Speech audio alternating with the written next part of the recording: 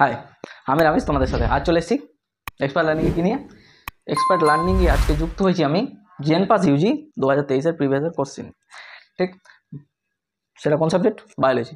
তো পড়াশোনা কোনো এক্সাম দেওয়ার ক্ষেত্রে বা জেএনপাস ধরো, জেএনএম ধরো, যেই কোনো এক্সাম ধরো দেওয়ার ক্ষেত্রে যেমন পড়াশোনা করাটা ইম্পর্ট্যান্ট রেগুলার, তেমনই কি প্রিভিয়াস কোশ্চেন বা কোনো টেস্ট পেপার সলভ করাটা ইম্পর্ট্যান্ট আমাদের ক্ষেত্রে। কারণ এইসব জিনিস সলভ করলে কি আমরা বুঝতে পারবো কোশ্চেনটা, প্যাটার্নটা বুঝতে পারবো, কথা কথাতে কোন কোন স্থান থেকে কী কী টাইপের কোশ্চেন আসছে সেসব ধারণা পারবো, এবং সেই ধারণাকে ফলো করেই পরীক্ষা হলে আমরা কি সলভ করতে পারবো জিনিসটা। তাহলে প্রিভিয়াস ইয়ার কোশ্চেন সলভ করাটা ইম্পর্টেন্ট কেন? বোঝা গেল ইম্পর্টেন্ট কেন? খুবই ইম্পর্টেন্ট।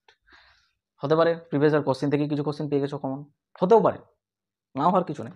সো চলো কী করে শুরু করা যাক। তাহলে দেখো, তোমরা জানো যে বায়োলজিতে কী থাকে, ক্যাটাগরি 1 ক্যাটাগরি 2 দুটো অংশে বিভক্ত থাকে, নিশ্চয়ই তোমরা প্যাটার্নটা জানো। তো ক্যাটাগরি 1 প্রথমে আমরা সলভ করবো। দেখো আলোচনা করবো কি, প্রথম কোশ্চেন কী আছে, 41 নম্বর কোশ্চেন। ব্যাডোজন পাওয়া যায় এই স্তরে, কোন স্তরে ব্যাডোজন পাওয়া যায়? আমরা অনেক আগে পড়েছি, স্ট্রাটোস্ফিয়ার, লিথোস্ফিয়ার, হাইড্রোস্ফিয়ার না ট্রপোস্ফিয়ার। তাহলে ব্যাডোজন কোথায় পাওয়া যাবে? ট্রপোস্ফিয়ারে গেল। তারপর নেক্সট দেখো 42 নম্বর কী আছে, নিম্নলিখিত ঝিল্লিগুলি কোনটি হৃৎপিণ্ডকে ঘিরে রাখে? আমাদের যে হৃৎপিণ্ডটা আছে এটাকে ঘিরে রাখছে কে? কোন অংশটা ঘিরে রাখছে? পেরিকার্ডিয়াম। তোমরা জানো এটা ভালো করে যে হৃৎপিণ্ডকে ঘিরে রাখা কে রাখবে? পেরিকার্ডিয়াম, এ নাম্বার। তারপর দেখো, জেনেটিক ইঞ্জিনিয়ারিং দ্বারা তৈরি গোল্ডেন রাইস অধিক মাত্রায় উৎপাদন করে কে? ভিটামিন ডি, ভিটামিন সি, না বায়োটিন, না বিটা ক্যারোটিন ও ফেরিটিন? তাহলে জেনেটিক ইঞ্জিনিয়ারিং দ্বারা যে গোল্ডেন রাইসটা তৈরি হচ্ছে সেটা অধিক মাত্রায় কে উৎপাদন করছে? বিটা ক্যারোটিন ও ফেরিটিন, অপশন বি। তারপর দেখো 44 নম্বর কোশ্চেন কি আছে, নিম্নলিখিত ম্যালেরিয়ার পরজীবগুলির মধ্যে কোনটিতে দীর্ঘতম ইনকিউবেশন সময়কাল দেখা যাবে? মানে এই যে ম্যালেরিয়ার পরজীবগুলো আছে এদের মধ্যে কোনটা বেশিক্ষণ ধরে কি ইনকিউবেশন থাকে ম্যালেরিয়ার মধ্যে? কোনটা পরজীবগুলোর মধ্যে কোনটা থাকে? Plasmodium vivax, plasmodium malariae, plasmodium ovale, না প্লাজমোডিয়াম ফ্যালসিপারাম? কী হবে তাহলে? কোনটা সময়কাল বেশি? প্লাজমোডিয়াম ম্যালেরিয়া, অপশন বি, ঠিক। তাহলে দেখো 45 নম্বর, কোন এরায় সরীসৃপ প্রাণীদের অধিপত্য ছিল? কোন এরায় বলো? আর্কিওজোইক, প্যালিওজোইক, না মেসোজোইকা, না সিনোজোইক? কী হবে তাহলে? অপশন হবে সি, মেসোজোইকা, রাইট, ঠিক। তারপর দেখো, মানব মস্তিষ্কের কোন অংশে শ্বাসতন্ত্রের কেন্দ্র অবস্থিত? এই যে আমাদের মানব মস্তিষ্কটা আছে, এটার কোন অংশটাতে কী বলেছে? শ্বাসতন্ত্রের কেন্দ্রটা অবস্থিত।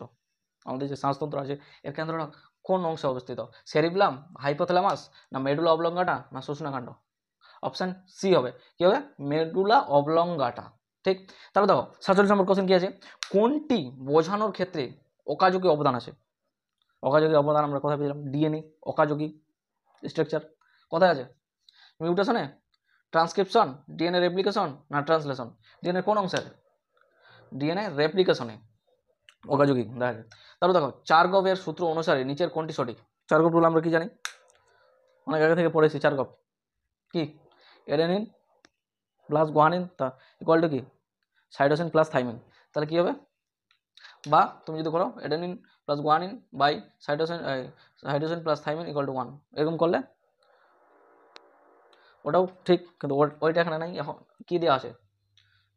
এটা দেওয়া আছে adenine plus guanine equal to cytosine plus thymine, তাহলে এটা হবে অ্যান্সার, ঠিক আছে।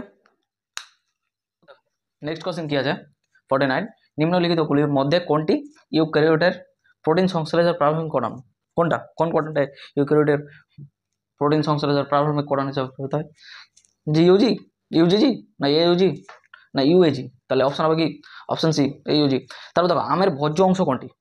আমরা কোন অংশটা ভোজন করি আমের স্ট্রাকচারটা তোমরা দেখবা, ওখানে ফলত্বক, বহিস্তক, মধ্যস্থক, অন্তঃস্থক ডিভাইড করা আছে। তার মধ্যে আমরা কোনটা খাই? ফলত্বকটা খাই? হ্যাঁ স্যার, আমরা তো ফলত্বকটা খাই।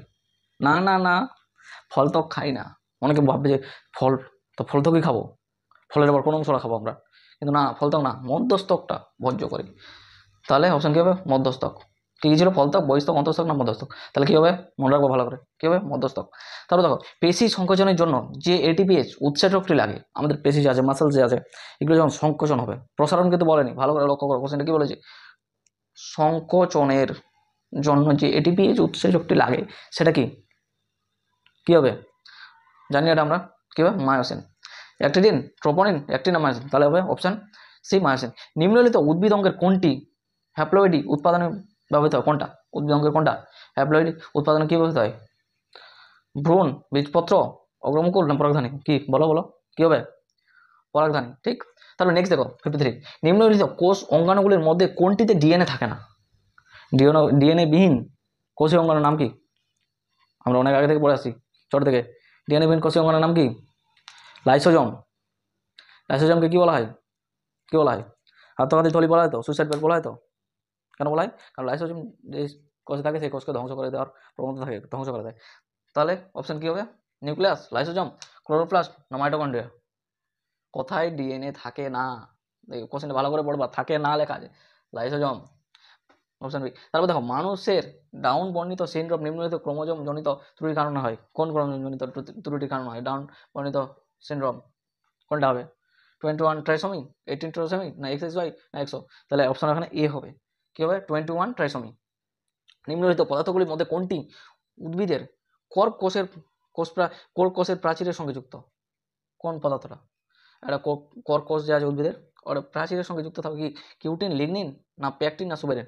অপশন কি হবে এখানে? Option D, suberin. ঠিক আছে, দেখো নেক্সটে আমরা কি দেখবো, ক্যাটাগরি 2 এর প্রশ্নপত্র। তো ক্যাটাগরি 2 আমার প্রত্যেকটা কোশ্চেনের মান কত? 2। এটাতে কোনো কি নাই, নেগেটিভ মার্ক নাই। তো এখানে একের বেশি কিন্তু অ্যান্সার হতে পারে। তাহলে দেখো আমরা এখানে কোশ্চেনগুলো নাম্বারিংগুলো উল্টোপাল্টা থাকতে পারে। তোমাদের এখানে আমার একটা 56তে আছে, তোমাদের হলো 60-এ আছে, এরকম হতে পারে উল্টোপাল্টা, কিন্তু কোশ্চেন সেম। দেখো তাহলে প্রথম কোশ্চেনটা দেখবো, নিম্নলিখিতগুলির মধ্যে কোনগুলি অভ্যন্তরীণ জরায়ু ডিভাইসের উদাহরণ? অভ্যন্তরীণ জরায়ু ডিভাইস কি কি? এটা হলো আমাদের রিপ্রোডাক্টিভ হেলথের কোশ্চেন। কি কি? সার্ভাইকাল ক্যাপ, লিপেস লুপ, মাল্টিলোড 375 না বল্ট? তাহলে এখানে দুটো হবে, কি কি হবে? একটা হবে লিপেস লুপ আর একটা মাল্টিলোড 375। ঠিক আছে, তারপর দেখো নেক্সট কোশ্চেন, 7 নম্বর কোশ্চেন লিখেছে, বংশগত রোগটিকে বা রোগগুলিকে, যেহেতু এখানে বেশি ওই জন্য গুলিকে লিখেছে লেখাটা, হ্যাঁ, শনাক্ত করো। তাহলে বংশগত রোগ কী কী? ফিনাইলকিটোনুরিয়া, গনোরিয়া, হিমোফিলিয়া না কুষ্ঠ? এটা হবে ফিনাইলকিটোনুরিয়া একটা, আর এটা হচ্ছে হিমোফিলিয়া। তারপর দেখো নিম্নলিখিত উপাদানগুলির মধ্যে কোনগুলি উদ্ভিদের বৃদ্ধিতে মাইক্রোনিউট্রিয়েন্ট হিসেবে কাজ করে? উদ্ভিদের বৃদ্ধিতে মাইক্রোনিউট্রিয়েন্ট হিসেবে কী কাজ করে? Manganese, molybdenum, cobalt, potassium? কী কী হবে? যেহেতু এখানে বেশি হবে, এখানে ম্যাঙ্গানিজও কাজ করবে মাইক্রোনিউট্রিয়েন্ট হিসেবে, হ্যাঁ, মলিবডেনাম আর কোবাল্ট, কিন্তু পটাশিয়াম হবে না, মনে রাখবা, পটাশিয়াম কিন্তু হবে না। কোষীয় সাইটোস্কেলিটনের উপাদানগুলি হলো, ওদের মধ্যে যে সাইটোস্কেলিটন আছে ওর উপাদানগুলি কী কী দিয়ে তৈরি?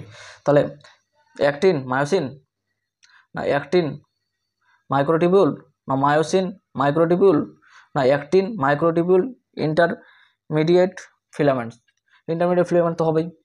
তাহলে এখানে অ্যাক্টিনের সাথে মাইক্রোটিবিউল হবে না মায়োসিনের সাথে মাইক্রোটিবিউল হবে? না অ্যাক্টিনের সাথে মায়োসিন হবে। তাহলে এখানে অ্যাক্টিনের সাথে মাইক্রোটিবিউল হবে, আরেকটা কী হবে? অ্যাক্টিন মাইক্রোটিবিউল ইন্টারমিডিয়েট ফিলামেন্টস, এগুলো হলো কি সাইটোস্কেলিটনের উপাদান। ঠিক আছে, মনে রাখবা। তারপর দেখো লাস্ট কোশ্চেন কী আছে, নিম্নলিখিত কোনগুলির আফিম জাতীয় মাদক দ্রব্য? আফিম জাতীয় মাদক দ্রব্য কী কী জানো নিশ্চয়ই, বলা দরকার নেই, এটা আছে? আচ্ছা স্যার তাহলে বলি, বারবিচুরেটস না LSD না মরফিন না হেরোইন? এটা একটু মিস্টেক হয়ে গেছে, এটা হেরোইন হবে, হেরোইন। ঠিক আছে, তাহলে কী হবে? বারবিচুরেটস, LSD, মরফিন, হেরোইন? কী হবে? মরফিন হবে আর হেরোইন হবে। ঠিক আছে, এই দুটো অ্যান্সার। তাহলে আজকে আমরা আলোচনা করলাম কি প্রিভিয়াস ইয়ার কোশ্চেন কী নিয়ে, জানবা দিয়েছি 2023-এর নিয়ে। তাহলে এক্সাম কিন্তু খুব সামনেই, পড়াশোনা করতে থাকো আর এরকম প্রিভিয়াস ইয়ার কোশ্চেন সলভ করতে থাকো, দেখবা যে সিলেকশনে চলে গেছো তুমি। সো আজকের মতো এই পর্যন্তই, দেখা হচ্ছে নেক্সট ভিডিওতে। ততক্ষণে ভালো থাকো আর পড়াশোনা করতে থাকো। Tata, bye bye.